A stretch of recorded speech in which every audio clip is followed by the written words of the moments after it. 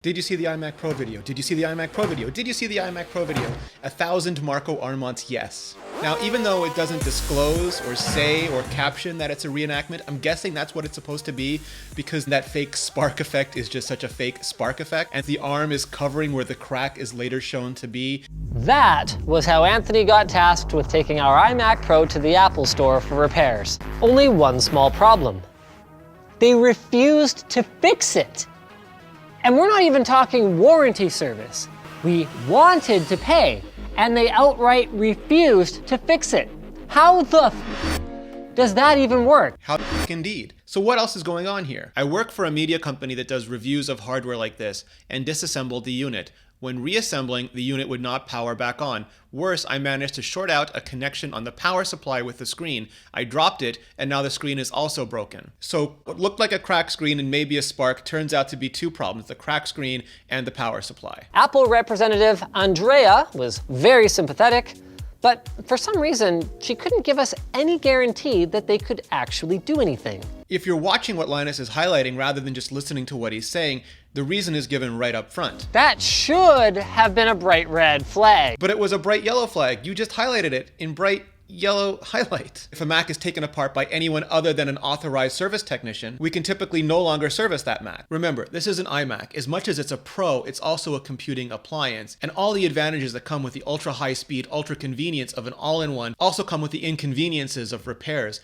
And like it or not, agree with it or not, that's part of Apple's standard legal agreement for all the repairs they do. Why does Apple have this policy? It's certainly not about one person or one device. It's about millions of people and hundreds of millions of devices. If you're a regular customer and you buy it and there's a problem, these are all things a regular warranty that AppleCare will cover. In many cases, as we've seen in the real world, Apple will simply swap a broken device for a working device and then repair them back at the depots and sell them as refurbished later. That can be cheaper and more efficient for them than actually trying to get parts and doing physical repairs in thousands of different locations for hundreds of millions of different people. Now, where it gets tricky is when someone else has worked on that device, and that could be popping off the screen, that could be tearing it down, that could be replacing parts either with certified or non-certified Apple parts, that could be the computer equivalent of putting nitros into it. The point is, Apple just doesn't know the state of that computer anymore. As someone who now has to repair an Apple product in order to flip it on Craigslist, no. So I understand breaking a computer. I understand wanting to get it fixed. I even understand wanting to flip it on Craigslist. But here's the thing. Now you have a buyer, and that buyer deserves to get the product that you are selling them.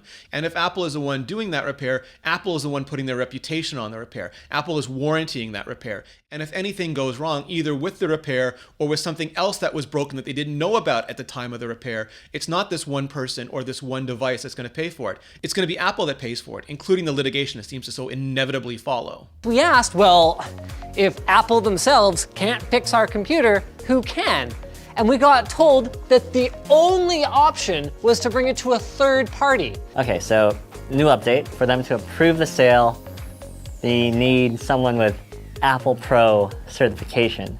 And unfortunately, that doesn't exist yet. Now this is where it breaks down for me. It's fine for Apple to refuse to repair computers that have been opened up and potentially modified by people who aren't authorized technicians. But then it becomes incumbent on Apple to make sure that third parties are certified and equipped to do exactly those repairs. But if you look at the Apple Certified Mac Technician program, you'll see it hasn't been updated since 2017, and it doesn't include the iMac Pro. Now, I don't believe that if you paid $5,000 or $17,000 for a device, you deserve better treatment than somebody who paid $500. Or just because you self-identify as a pro rather than a regular customer, you deserve special treatment. I don't believe that because you're internet famous, you deserve better treatment than any customer walking in off any street, any place in the world. I believe every customer, regardless of how much they spend or who they are, deserves nothing less than a fantastic customer care experience. Imagine if you bought a brand new car and drove it into a lamppost as you were leaving the dealer.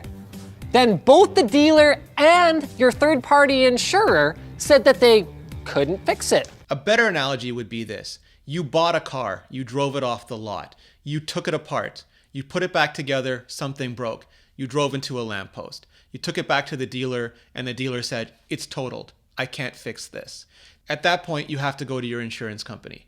And maybe that's the solution here. He simply has to go to his homeowners or his business insurance and make a claim. And yeah, that absolutely totally sucks, but it's an iMac Pro and you knew what it was when you opened it up. Despite Apple's careful design, accidents do happen. And if a former repair technician can screw up from time to time, and trust me, they do, the end user will too. Nobody who buys an iMac and takes it home or takes it to work and drops it or breaks it or has any other issue about it should be at all concerned about any of this. That is totally different than willfully and knowingly voiding the warranty. At that point, there are no accidents. And yeah, it sucks, but it's just bad luck.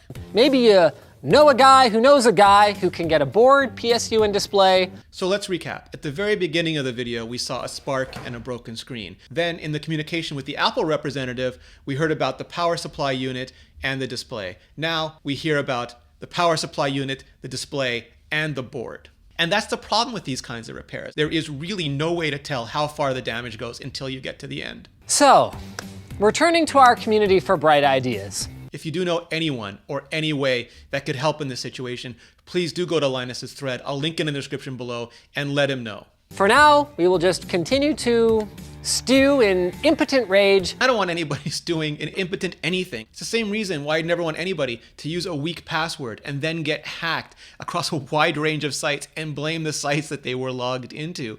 I want everybody to feel empowered. And an easy way to do that is to use a service that not only generates really strong passwords so that you don't have to, but then remembers them for you so you don't have to put them like on sticky notes or write them down, and then autofills them for you so you don't even have to try to type them out anymore. And even lets you share them easily with anybody in your family or anybody in your workplace. And that's why Dashlane is so cool. All you have to do is go to dashlane.com/vector, download the free app for iOS or for Android, and it'll help you get started. It'll help you get more empowered. And then if you want more features like secure account backup, sync across devices, and premium support, you can use promo code YouTube2018 to get 10% off Dashlane Premium. Thanks, Dashlane. They've thrown their support staff under the bus, they've thrown their authorized service providers under the bus, and most damningly of all, they've thrown the customer, because I bought this thing, under the bus. There's no bus. There's no one thrown under a bus here. Apple didn't blame this on their technicians or their support staff. This is a terrible situation,